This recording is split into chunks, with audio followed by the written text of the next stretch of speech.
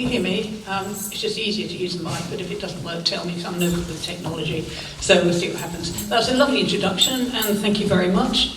And yes, I'm here today to talk about my book, Magnificent Women and Flying Machines.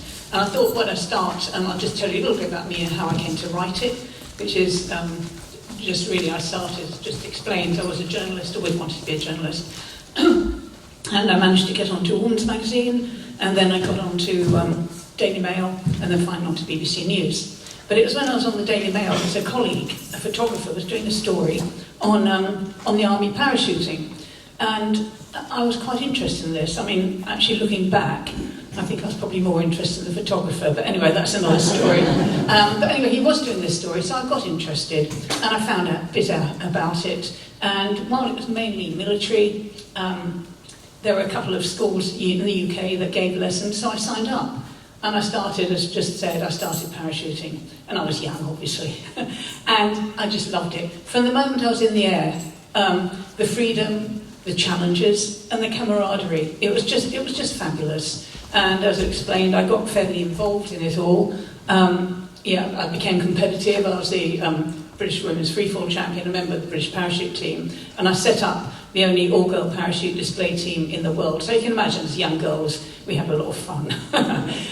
But anyway, just out of interest today, where skydiving has gone, just as a snippet, nothing to do with my book really, but this is where skydiving is today. And it's the development of wingsuits. And these are fabrics that make you fly through the air horizontally and slow your descent rate. And so that means that you can actually fly quite far distances and you come down a lot more slowly. And I think eventually, a little bit more design and working on it, you'll be able to flare them and land. And then, of course, the word parachute will become obsolete, but we haven't got there yet. But anyway, so that was that. And then I got married, and not I might add to the photographer on the Daily Mail. But anyway, I got married and started having children. And I still loved being in the air and the fun of it, the freedom of being in the sky. But I didn't feel happy doing that with young kids on the ground. And we were lucky enough, we were living in Western Australia at the time, we were lucky enough to get a sponsored hot air balloon. And this was our very first balloon. And this was an ideal way to get in the sky, but also safely with young kids. And they used to follow in the retrieve vehicle saying boom, boom, boom in the distance, and they kept them quiet. A couple of times as they grew up a bit, I took them in the basket, and we had a lot of fun. And again, of course, I got competitive. I was a member of the Australian ballooning team, second overall at the World Ballooning Championships, and got my commercial license. So we started taking flights, passengers for flights. But just again, where ballooning is today, and I'm sure a lot of you have seen balloons, a few I know have been up in them already, really balloons haven't changed that much. The big difference now is a lot of pilots go up armed with technology, all sorts of equipment and laptops and iPads, and then they get to 3,000 feet and out of range, are surprised that they don't know where they are. It hasn't worked. So really it hasn't changed a great deal. All my advice would be is if you ever go for a balloon flight, try and get in a small basket, because the big baskets they're running now, big commercial operations, and really it's just like going up in a bus. It's not ballooning in a small basket where you've got much more manoeuvrability. It's much more fun. So anyway, that was all just a bit of background for me. And it was one day I was talking to my son, who's a British Airways long-haul pilot, and I was just thinking, we were chatting about flying, and I thought, well, who was the first British woman pilot? And I didn't know. So I asked my son. He didn't know, he had absolutely no interest, I might add. And anyway, so I decided to research it. And it's quite fun, because it really showed me how bad Google is. I put in Britain's first woman pilot, and it came up with Amy Johnson. Well, I knew she was American, actually it came up with Amelia Earhart, and I knew she was American. So then I put it in again, it came up with Amy Johnson, which she was in the 1930s, terrific pilot, but I felt there must have been women before her. And eventually I trawled back and found Hilda Hewlett, and more of her later, but she was the very first British woman to get a pilot's licence. But then I kept researching, and I came across this amazing woman who no one had heard of, a woman called Edith Cook. And her dad, she was born in the 1880s. She was brought up in Ipswich, Suffolk. Her dad was a confectioner. I think she was pretty popular at school to have a dad as a sweet maker.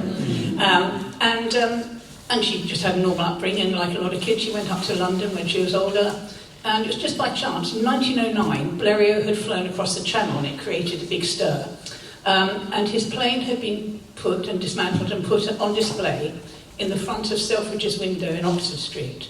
And it's just by chance that this Edith Cook, up from Ipswich, was walking along Oxford Street at that time, and she saw the plane there. And something gripped her. This is 1909. She saw this plane in the window of Selfridge's, and she thought, that is amazing. I've got to learn to fly. Extraordinary thing for a young girl to do, Edwardian England. But that's what she did. She saved her money. She didn't tell her parents. She didn't tell her friends. And one day she checked. There weren't really any good flying schools in Britain at the time. It was very early. It's only 6 years after the Wright brothers flew. She saved her money. And one day she took off in a long skirt hat, a steam train down to the coast, ferry across, steam train to Paris. This is a time when well-brought-up women didn't travel without a companion, a chaperone. But Edith Cook did. She managed to change trains in Paris and got a train all the way down to the south of France, to Pau, where the Blériot Flying School was located. She arrived there, paid over her money, and she started to learn to fly. Extraordinary thing for a young British girl to do. In January the 4th, 1910, she went solo. She'd have very nearly been the first woman in the world to have got a pilot's licence. But in fact, she didn't take it because it cost money. And she was saving every penny she had to buy her own aircraft. And so, in fact, a French woman, Raymond Dumont, got that record just a couple of months later. But no one had heard of Edith Cook, and I thought, well, that's terrible. Her story needs to be down. She was a fantastic woman. And then I thought, with my skydiving background, I thought, well, who was the first British woman skydiver? I didn't know. And I rang a British Skydiving, they didn't have a clue. So again, I started researching it. And I came across another even more amazing story. A woman called Emily Devoy, and she was born in 1860s in London, and she lived in a really poor town, a place called Agar Town in North London. I don't know what that crackling is, but I don't think it's going to explode, so I think we're okay. So we're safe for a moment. And she was born in Agar Town, which was described in some reports as the poorest, most sort of destitute place of habitation in London. It really was a very poor area. Most of the little houses, as they were, huts really had earth floors. There was sewage running down the street. North London, 1860s. But Emily Devoy was born there. Her dad was a shoemaker. He made shoes in this little house, sold them next door. It was the only life she knew, and she was happy. Well, in the 1860s, steam trains were coming in, big time. And the authorities, in their wisdom, decided they wanted to expand St Pancras railway station. And Agar Town, where Emily Devoy lived, was adjacent to St Pancras. And one day, in 1869, the authorities said, I know, we'll take up this land and expand St Pancras. And they told all the residents in Agar Town they'd just have to leave. There was no compensation, no offer of social housing, nothing. They were just kicked out. It was I loved researching this book because there were lots of little snippets of society and history that I was unaware of, and seeing it through, real people, so it's been quite fascinating. Anyway, they were all kicked out. Emily's dad tried to get another work, he couldn't. He tried to get a job as a labourer, he couldn't. They all ended up in the workhouse. And so it was interesting to see from Emily's point of view how little kids were treated in workhouses in Victorian times. I can't go into the whole story now, it's in the book, but anyway, from that, she managed to develop herself. She did really well, bless her. And in 1889, she took herself up to Cheltenham, sat on a trapeze, which was underneath a balloon, rode up to about 3,000 feet, we don't know the details, obviously, rode up to about 3,000 feet. On her back was a small harness, and attached to that lines to a parachute that was stringing from the top of the side of the balloon. At about 3,000 feet, she jumped off, just an amazing thing to do, jumped off, pulled this parachute behind her, it fluttered open, she fluttered down and landed safely into a park in the middle of Cheltenham. Now again, she was very nearly the very first woman ever to make a parachute jump, but in fact American had just made one a couple of months before her. But again, I thought the whole story, when you read it, it's just an extraordinary story, and I thought that's how the book came to being. That I thought these are stories that really need to be written down. So that's how I started, and then I thought, well, I'll research all the early women who achieved real records, in British aviation. So the first one to fly, first to get pilot's license, right up to Helen Sharman, who's the first woman to go into space. So it covers a huge sort of snapshots of history and society at different times. And so it was great fun to research as well as to write. And I thought I'd start off the book right at the beginning of flight. Montgolfier brothers, I expect many of you may have heard of them. Fantastic couple of boys, really, in Annecy in the south of France, sitting there one day. Their mother had hung out the washing. I expect they just sat and watched, don't you? Anyway, the mother hung out the washing over a fire, and they saw it lifting up. And from there, they worked out hot air could cause lift, and they finally came up with the idea of a man carrying a balloon with hot air in it. I mean, extraordinary thing for them to have done. And in those days, this is now in 1783, the idea of man going up in the sky was just ridiculous. No one could imagine that man could actually get their weight off the ground. And the Montgolfier brothers cracked it. They took their balloon, they made a final balloon, took it up to Paris in 1783. They flew it for half an hour with 2 men on board, probably about half an hour, and landed 5 miles northeast of Paris. And suddenly man had got in the sky. And it just, obviously, the news went around the world like wildfire. A lot of people didn't believe it. There's no television or internet then, so no photography. But they did manage to do it, and of course it was a huge breakthrough and changed society forever. Just after that, and few people know this, 18 months later, after the Montgolfier's flight, a British woman, Letitia Sage, 1785, times Captain Cook, I remember talking about a long time ago, 1785, she took off in this balloon, the Royal George balloon, from Southwark Park, just south of the Thames in central London.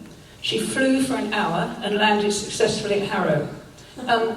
It was another extraordinary story how she started. She was a failed actress, all sorts of fascinating things. I can't sadly go into all the stories there, but I was very pleased to find out about her because she was the very first British woman again to get in the air, and it's a very funny story. But then we come on to another one, which was just after Letitia Sage, and this was in the summer again of 1785, and this idea of ballooning and getting men up in the sky had travelled right round everywhere, of course.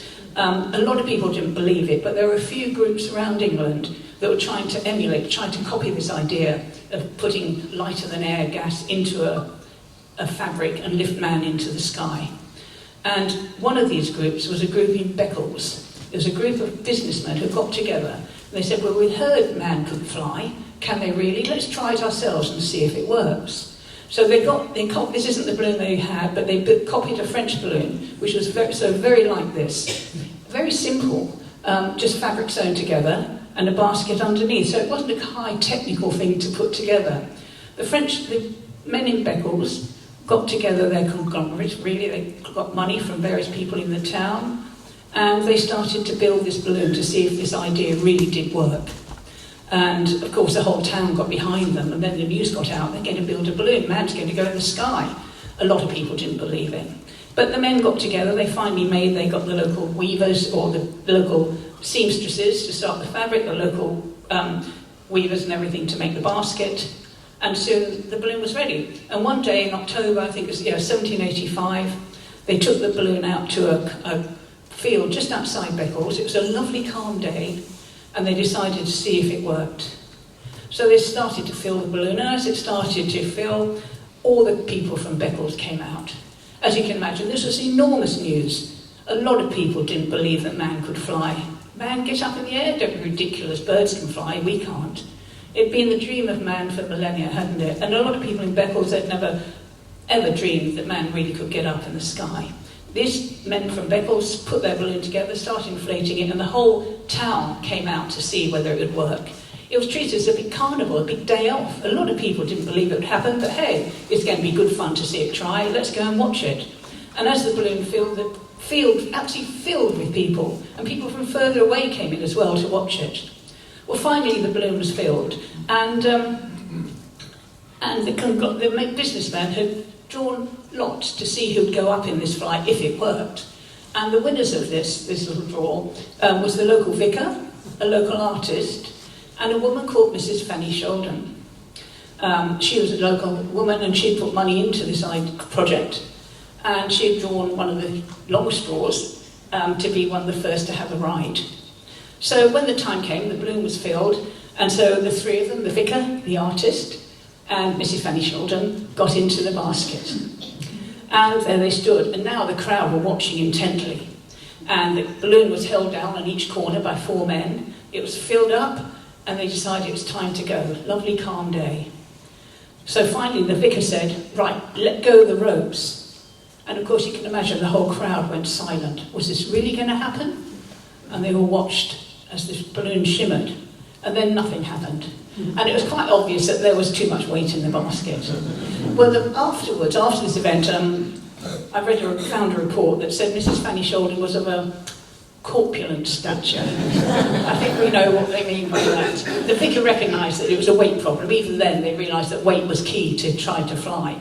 And so they asked Mrs. Fanny Sheldon to leave, which she did politely. So she stepped out of the basket. Right at the front of the crowd was another woman called Mrs. Hines. I never did find her first name. She was a local housewife. She'd come with 3 friends out to this event. I mean, all the town had. And they'd been jostling around, laughing in the crowd, joking, all the rest of it. And somehow they got jostled to the front of the crowd. And they were right at the front. And when Mrs. Fanny Sheldon stepped out of the basket, somehow the excitement got to Mrs. Hines. And a total impulse. She put up a hand and she said, I'll go instead.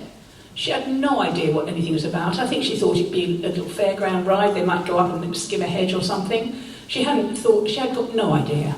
But anyway, the vicar didn't want to waste time. He didn't want any of the gas to leak from the seams. So he said to Mrs. Hines, okay, come in. And he helped her, put his arm under her elbow, helped her into the basket.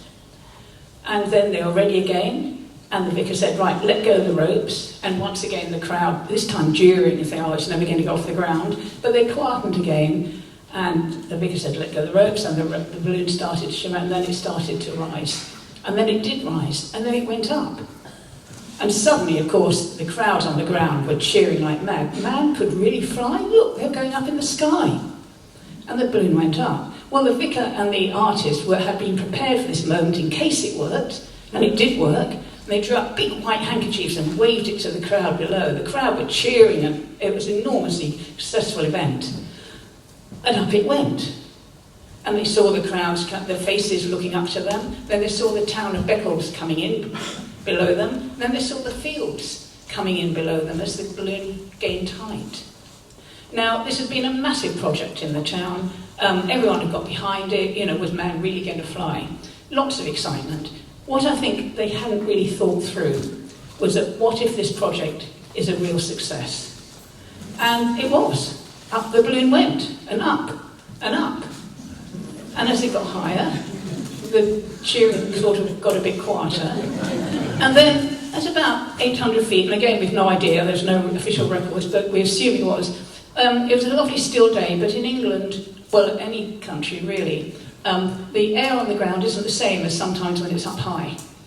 And on that day particularly, it was still on the ground, but there was a steady drift. Now the prevailing wind in England is from the southwest, and that was what happened outside Beccles on that day. So as the balloon rose up, it finally got into this airflow from the southwest. And southwest wind started to head the balloon off, northeast. Well, northeast of Beccles is Great Yarmouth.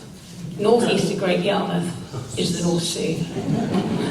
And up the balloon went. It started to change direction, and then off it slowly trundled towards Great Yarmouth. As the crowds on the ground saw it disappearing over the horizon, they thought, this shouldn't have happened. The balloon was higher and faster than they thought, and they realised that was actually probably going to all end in disaster. And the townsfolk at Beccles went home in a pretty subdued mood. After all the excitement, the whole thing was probably going to end in total disaster. On the balloon went, it reached Great Yarmouth. All the townsfolk came out, they'd heard about this project, and they watched this balloon as it sailed merrily across the coast, and they thought, well, there's nothing we can do, we won't see them again. And they all went back to their houses as well, quite subdued, thinking, well, it's a shame, it's a nice idea. In the basket, goodness knows what the vicar and the artist were thinking. Again, Mrs. Hines, but the balloon went on quietly, trundling east. And it was getting cold because it was an October afternoon, nights were drawing in. Mrs. Hines was there in her little cotton dress, little shawl, but, you know, with two men she didn't know, not of her social standing. She might even have wanted to go to the loo, who knows. There she was, stuck in a basket with these two guys, and on they went. And they looked out and they saw with horror as land disappeared behind them. And gradually, of course, it got dark. And then it got really dark. And here they were, quite high now, in a balloon. It was not a hot air balloon. By this time they'd worked out that gas could also give lift. It was a gas balloon, so there was no light, and there was no moon that night. And as it got completely dark, there was also no idea of how they were drifting, because a balloon goes with the wind, so there was no airflow to give them any feeling. They were stuck in complete silence in this basket, in complete darkness. Even worse, they didn't know if the balloon was still climbing, in which case the change in pressure could eventually burst the balloon and then all fall down quickly into the North Sea below. Or they didn't even know if they were descending and the gas was now leaking out of these hand-sewn seams, and any minute now they could plunge into the North Sea below. It was completely dark, they had no idea. It must have been terrifying. They eventually sat down in the basket and awaited their fate. And hour after hour, on they went. Cold, miserable, on they went. And finally, daylight came. And then it got lighter and lighter, and they stood up again and looked around. And to the west, they could see no sign of land. They drifted a long way. To the east, they could see no sign of the continent. They were stuck right bang in the middle of the North Sea. But even worse, they could see that they were descending quite rapidly. And I think then they realised that this whole project had ended in real failure. Now, in the 1780s, the North Sea was a big herring fishing area, and there were a lot of Dutch fishing boats all over the North Sea. And it was just by chance that as the balloon, it was descending now steadily, as it started to come down to the surface of the water, a Dutch fishing boat happened to be in the vicinity. And even better, the captain, Captain Van Swieten, was a really switched-on guy. In those days, the few balloons that did fly, if they landed in a field somewhere, often the local labourers would come up and strike it with pitchforks, thinking it was a monster from space. I mean, we're talking about very, very early days. And but Captain Van Swieten, the Dutch fishing captain, was actually a switched-on guy. And he saw this balloon coming down. He recognised immediately what was happening. The balloon finally hit the water. Because there's certain buoyancy in the basket, it didn't sink immediately. He managed to rescue all three of them. And they got onto the boat. Well, he spoke Dutch, of course. They spoke English, but they managed to convey what had happened. He turned sailing boats, of course, 1785. He turned his boat round, sailed all the way back to Beccles, put them ashore. Well, when they reached Beccles, the whole town was applauding. Wow, they've come back from the dead. When they finally got back to Beccles, well, you can imagine, they were the heroes of the day. Everyone had taken them for gone, and suddenly they'd arrived. And I thought this was an interesting thing, because afterwards, after this event, when they got back, apart from all the celebrations, the vicar wrote this poem. When floating in the vast expanse, we owed thy gracious care, for 'twas alone thy providence that chased away our fear. Supported by thy mighty arm, when dangers threatened around, composed we sat, secure from harm, and perfectly safely found. And you can imagine them sitting in a basket, just waiting their fate. So it's a wonderful story, but of course I had to include it because Mrs. Hines didn't probably want this. But she was actually the very first woman in the world to do a night flight. And the very first woman in the world to do a water landing. And so, world record, so she had to be in the book. And so it was a lovely story, but it just shows how, early flight was a lot of chance. Anyway, we then come on really to really flying. Balloons were still being experimented with. The only advance was some bright spark had thought, put a vent in the top of the envelope and have a rope so if you wanted to let out the gas or hot air, whatever, you could start letting it out and descending. But other than that, balloons were still pretty well basic. And you come across to really the 1820s and the remarkable woman who really was Britain's first woman pilot, and that she was in charge of anything, was a Margaret Graham. And she was born in Bath, and in her teens wanted to go up to London, as a lot of girls do, for the bright lights and excitement. She got a lot more excitement than I think she anticipated. In 1820, she met a man in London, a George Graham, and they got married. Now, George Graham was a bit of a, how can I describe him, Del boy. You know, he never had a proper job, but he was always looking for ways to make money. But Margaret loved him, they got married, she started having kids. And one day, George Graham, true Del boy style, heard of a friend who had an old balloon that he was getting rid of, selling. He'd probably done a few displays and then decided to move on. And to give a display in those days, the few balloons that we're flying, it was a good money-making business because they charged, even now they do, but they charged people to come and watch the balloon take off. And again, you know, a lot of people had never seen man in the sky, so it was a big attraction, the few balloons that did fly. And George Graham thought, hey, we can make money from this. And he got hold of this old balloon. On his very first display, which Margaret helped him with, he got the crowd, took the money. He was using gas, and he didn't buy in enough gas because he was trying to save money, always. The balloon didn't take off, and instead of giving the money back to the crowd that were watching, he kept the money and ran away and hid behind a tavern. So he had a few grey areas, our George Graham, but Margaret loved him. And then they went on to do a couple more displays, and they did make some good money. The balloon took off, Margaret Graham helped, and she was having children, but she helped with the business, and he made a bit of money, and it was all good. But then, one day, he had a really great idea. Look, we're making quite a bit of money when we take off like this, and the crowds come, and you know, it works. What if a woman flies? I could charge double. And actually, Margaret Graham, bless her, was up for it. She wanted money because she was very maternal. She wanted money so she could raise her kids. And she said, yes, all right, I'll do it. There wasn't really a lot of control. She said, yes, I'll do it. So one day in 1826, we're still pretty early, 1826, they raised the balloon, she stepped into the balloon, and up she went. Now, again, they hadn't put quite enough gas in it to save money, but they'd made enough, and she took off. Of course, the crowd went mad, and it was great, a woman flying, wow. She flew over, the reports after said that she's cleared Islington Church steeple by less than 3 feet. So, you know, it was touch and go, but she did it. And then, of course, she started coming down because they hadn't put quite enough gas in it, and it landed just a couple of miles further on a vegetable patch in Stoke Newington.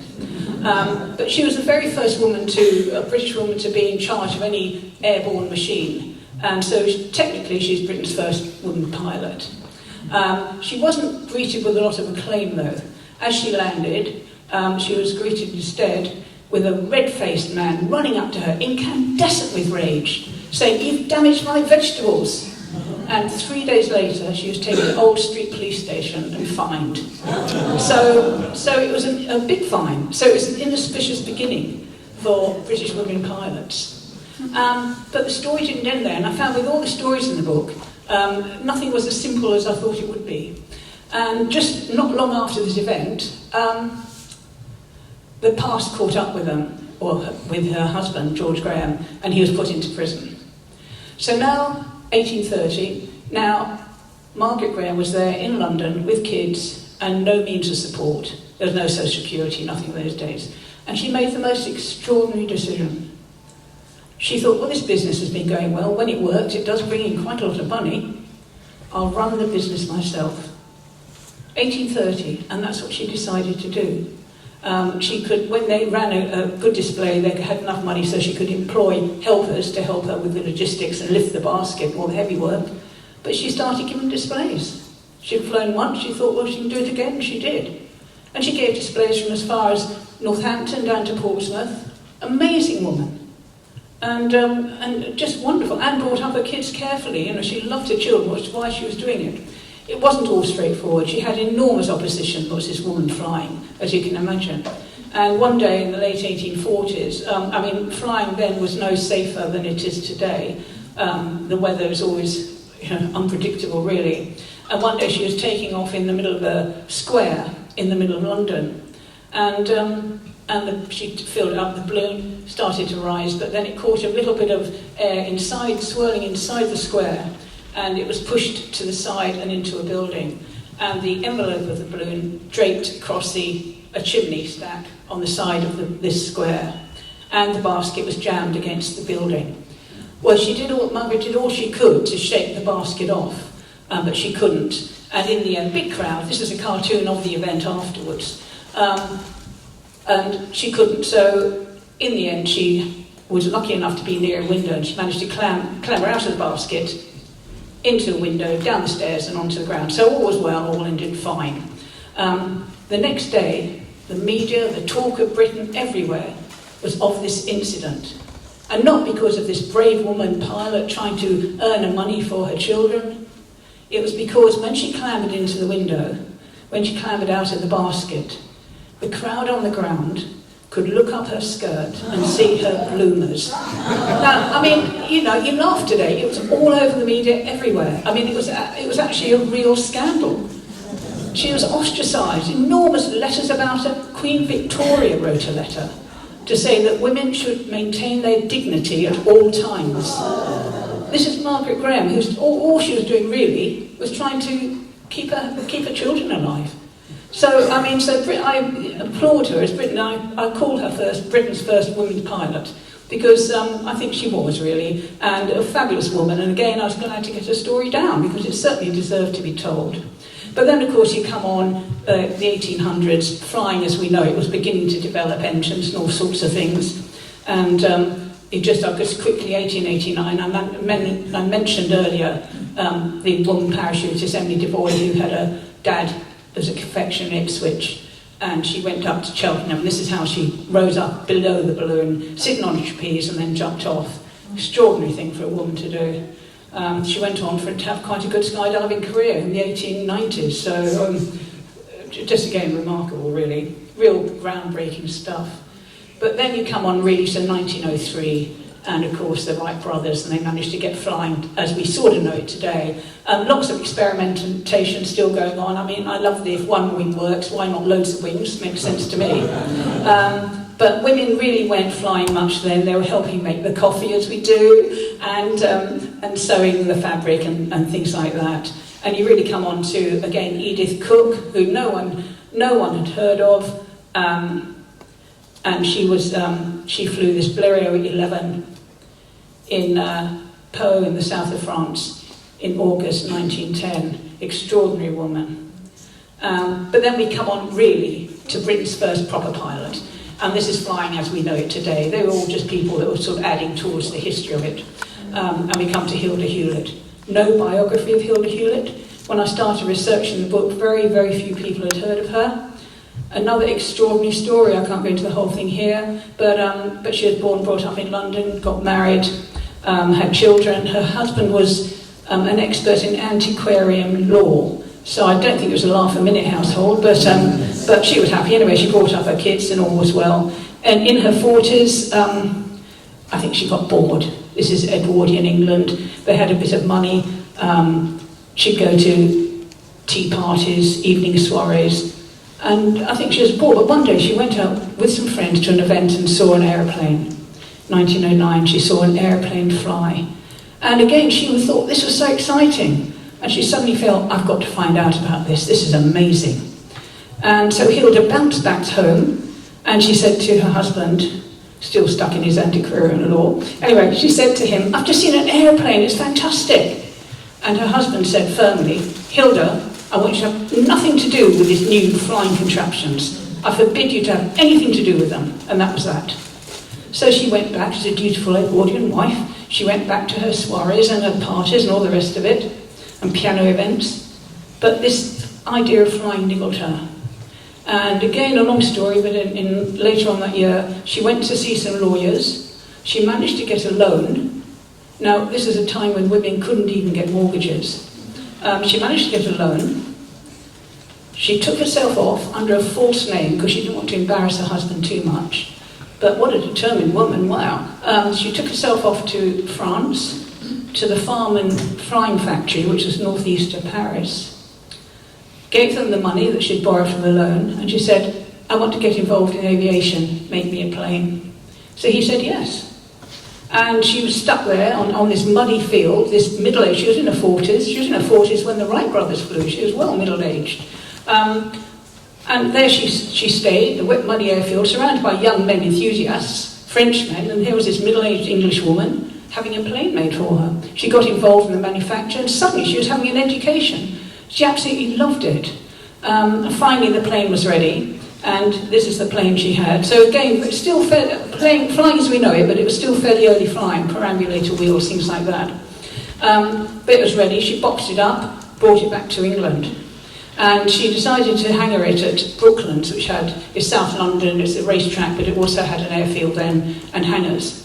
And she decided to hangar it at Brooklands. And by then, her husband was coming back and forth. He was beginning to be won over, but not totally. He was still a bit confused by what the hell this was all about. But at Brooklands, anyway, she also linked up in France, not as a partnership or not as a romantic partnership at that time, but she linked up with a French man called Gustave Blondeau, who was a very good, experienced engineer. He loved aviation. He was into aviation. He got his license, but he couldn't afford a plane. Hilda Hewlett had now bought a plane, but she couldn't fly it. So, and she also was a very honourable woman. She wanted to pay her loan back. So they came together, idea as a partnership, and they set up the Hewlett Blondeau Flying School. And it was really Hilda's idea, and she thought, well, if they gave lessons, they could earn money with the plane that she'd bought, and that way she could pay back the loan. And that's what they did. As they were doing that, she learnt to fly, and in August 1911, she actually got her pilot's licence at Brooklands in Surrey, and she was the very first British woman ever to get a proper pilot's licence, Hilda Hewlett. And they ran this flying school, and she managed to pay back her loan. So a very honourable woman, and an extraordinary thing to do. And by that time, her husband had come back because she was becoming famous, and he realised she'd done something extraordinary. So, you know, from that point of view, it was a fairly happy ending. But then, none of these stories just end where I think they're going to end. It went on, because in 1914, of course, the First World War started. Hilda Hewlett was really cross that the British war effort wasn't making more use of aviation. She felt aviation could really play a strong role in the First World War. And again, I won't go into the story, but it's quite funny, the battle she had, as you can imagine. But she set up a manufacturing business. And here she is, hands-on. I mean, very feminine, nice, normal woman, long skirt. She had a dog. But she and Gustave Blondeau helped with the engineering. They set up a manufacturing factory, the Hewlett Manufacturing Factory. They started making planes, and then started making more planes. Hilda Hewlett turned out to be a very good businesswoman, but she was also very hands-on. And by the end of the war, they were employing 800 people, and they'd made 700 aeroplanes for the British war effort. I mean, by then, aviation's First World War changed dramatically. She was making things like Armstrong Whitworths and all sorts of planes, proper planes. This was in Hilda's factory. So not only had she was 43 when the Wright brothers flew. Since then, she became Britain's first ever woman's pilot, brought a plane over, and from that she set up a big manufacturing company, and she was making all these incredible planes for Britain's war effort.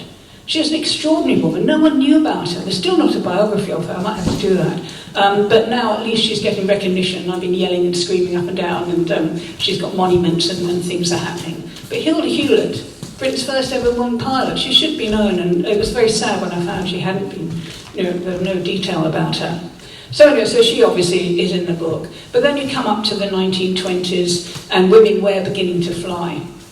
And 1924, I think there were a handful of British women had pilot licence. And then as the 20s went on, a lot more women did. And there was one woman who I thought was absolutely lovely called Winifred Brown. And she was born in Manchester. And she was, both her parents were elderly when they got married. She was an only child with older parents. And she was quite spoiled in a nice way. But her parents doted on her. And when she got to sort of boy age, she loved having new boyfriends. And then when she was old enough, Daddy bought her a car. And so then she had even more boyfriends because Winifred Brown had a car and everyone wanted to go with her. And one day she was with another new boyfriend, and he said, I've got a friend who's got a plane at a place called Woodford Aerodrome. Now this is the pre-runner of Manchester. But at those days it was just a little grass strip with a little moth plane, a plane that had folding wings. I mean, it was 1920s, still quite early on in flying. And he said, I've got a friend down at this little airfield. And Winifred Brown thought, yes, okay, let's go and see that. That sounds fun. And so they drove down to the airfield and saw the plane. As soon as Winifred saw the plane, she thought, oh, I'd like to go up in that. She asked the instructor who was standing there. And he said, yes, all right, I'll take you up for a flight. I think she was quite attractive. And so he took her up for a flight. When they landed, Winifred Brown got out of the plane and she said, oh, wow, I just got to learn to fly. This is amazing. Well, the instructor said, look, I'm sorry, we've never taught a woman to fly. This is in the 1920s. We've never taught a woman to fly. And anyway, it costs an awful lot of money. Winifred Brown said, oh, don't worry about that. Daddy will pay. And of course, Daddy did pay. You want to fly? Of course you can, darling. And he paid for the lessons. She wasn't an actual pilot, but she did quite well, and she was flying around. And then, of course, Daddy bought her an aeroplane. Here it is. So, biplane. So now this girl, Winifred Brown, had her own aeroplane, and even more boyfriends, as you can imagine. So she was very happy. And one day she flew some friends up to Blackpool, and as she landed, a lot of other planes were landing. And she said to someone, what are all these planes? What are they landing for? And she was told that they were taking part in the King's Cup air race.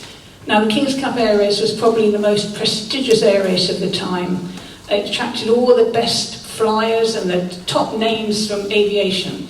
And that happened once a year, and it flew to various points around Britain, and it was the winner, the person who came in first, won.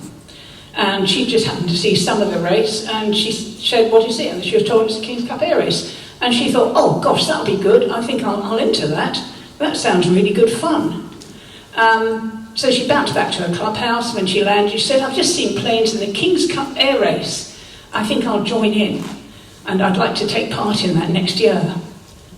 And they told Winifred, don't be ridiculous. The King's Cup air race is for the very top pilots in the world. Fantastic, well-known names, wealthy people. You'll be set out of place, and anyway, you'll get lost. You'll probably crash the plane. You'll embarrass yourself and the club. Don't even think about it. Mm-hmm. So Winifred Brown went home that night, and she said to her dad, "Look, I've seen this race, and it looked fun to enter, but I think perhaps I was told I shouldn't." Daddy said, "Listen, darling, if you want to enter the race, I'll pay the entry fee. Don't feel you can't." And she thought, why not? So she filled in the form, and she entered. So in 1930, July 1930, with her little plane, she flew down. The race was going to start at the Hamworth Airfield, which was then the prestigious clubhouse, not where Heathrow is today, but not far, an airstrip, but it was the prestigious aero club at the time. This was in 1930. And it attracted all the great and the good of London, big names. And she flew down the day before the race was due to start, parked in the airfield just behind the clubhouse, went up to the clubhouse, people mingling around, found the organiser and said, "I've entered the King's Cup air race, I'm here." And the organiser said, "Oh yes, Winifred Brown," ticked her name off. And that was that.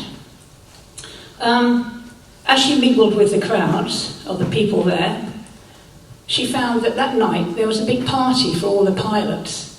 But Winifred Brown hadn't been invited.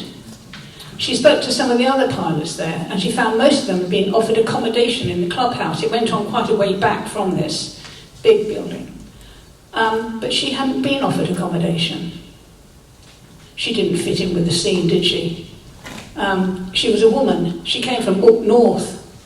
And even worse, her father, who ran a series of butcher shops, her father was in trade. This is in 1930. She hadn't been included in any of the events.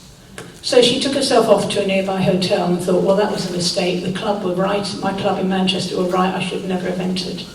And she thought, I'll just fly back home the next day. Well, the next day came. She went back to the clubhouse to pick up her little plane. And she thought, I don't know, I've paid the entrance. Why don't I just see how I go? I'll go steadily, and if I can complete it, well, that'll be a success. I'd like the challenge. And she saw there were over 100 entries, planes of different types, sorts here. But she got to her plane, she was still in two minds, but then she got her time to take off. Once she was in her cockpit, she knew her cockpit, she loved her little plane. It was her second home. And she thought, I know, I will take part, and I'll just see how I go, but I'll go very carefully and try not to embarrass anyone. And so she did, so they flew off. Now, the first stop was, they had to fly down to Hamble on the south coast, but not land there, then turn due west, and the first landing point was in Bristol. The one good thing that Winifred Brown could do was navigate. She was a natural navigator. Now, this was a time when all you carried in planes, there's no instrumentation. They had, they had compasses and maps. And this was a time when pilots would often fly down to a railway station and read the name on the platform to see where the hell they were. So, again, still quite early days. But Winifred Brown could navigate. And she somehow managed, she found her way straight down to Hamble, quite direct, turned due west, got herself over to Bristol and landed, as all the other planes were landing as well. And she found, in the flight, she'd overtaken 3 planes. Well, she was so excited. I may not come last, she thought. Wow, and she definitely was going to keep going after that.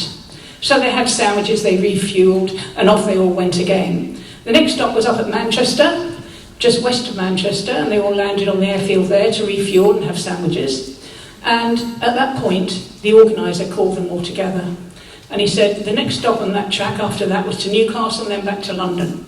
And he said, from Manchester, I'm afraid we can't fly direct to Newcastle. The normal route would go straight over the Pennines, and they're covered in cloud. I'm afraid you'll have to go north, due north, until the Pennines come down a lower level, and then there'll be enough space under the cloud you can fly east to Newcastle. In other words, they'd have to do 2 long sides of a triangle instead of going straight up to Newcastle. So they all got out their maps and started adjusting them. And as Winifred got out her map, she thought, well, hang on a minute. This is where I fly. I know Manchester. I've flown to the Pennines several times when it's been cloudy, and there's a pass through the Pennines, the Woodhead Pass.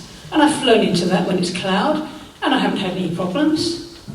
She thought, shall I do that? That's a much quicker way to Newcastle. But then she thought, well, anyway. And so all the planes started taking off in order, and as she took off, they all started heading due north, 2 sides of this big triangle.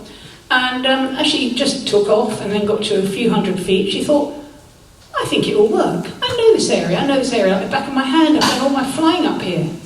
And suddenly, as all the other planes headed north, this little biplane veered off and headed east, and she decided to fly east and see how the pass was. She flew over her old airfield. She knew exactly where she was.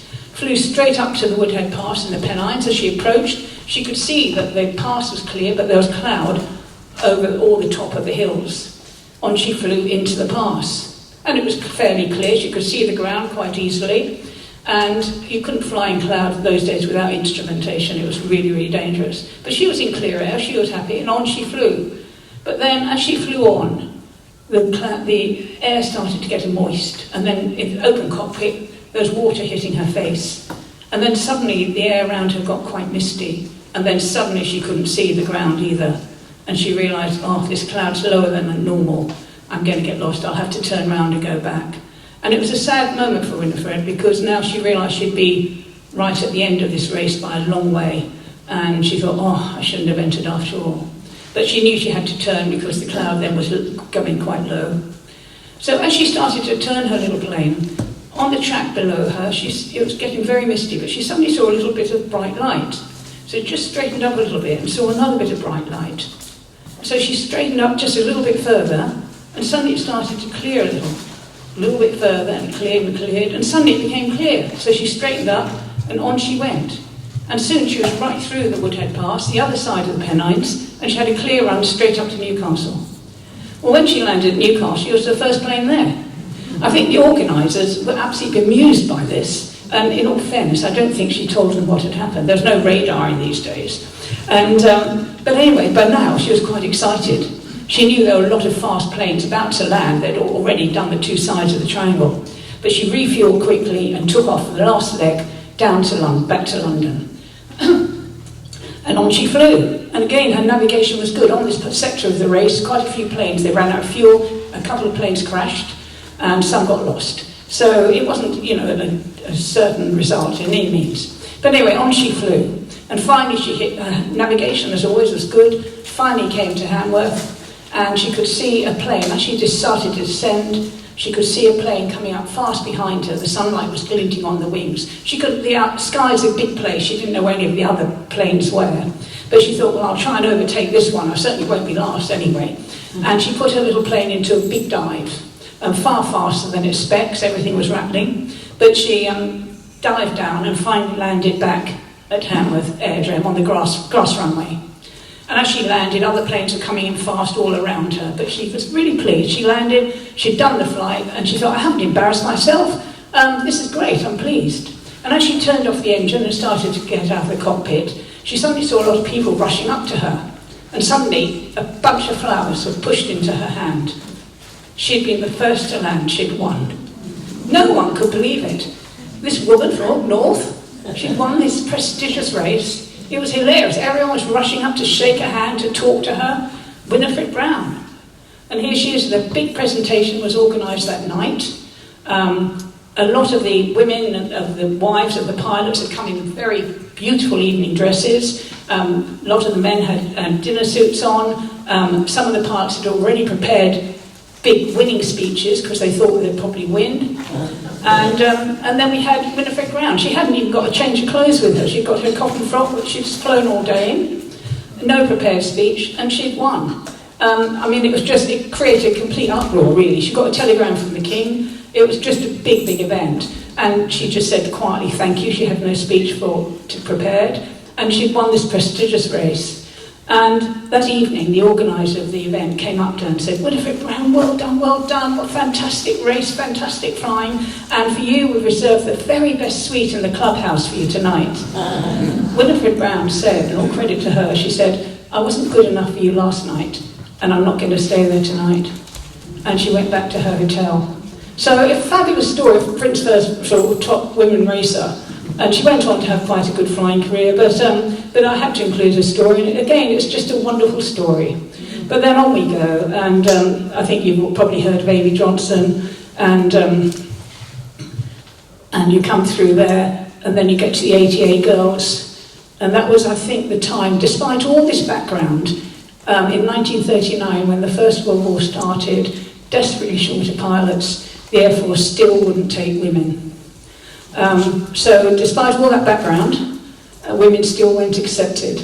But I think finally in the Second World War, when the Air Transport Auxiliary ATA stands for, and it's a group of, I'm sure some of you know this now, but a group of pilots that went in the fighting force, but they were employed to transport planes and reposition them across England from one runway, one location to another, maybe for maintenance or just reposition them.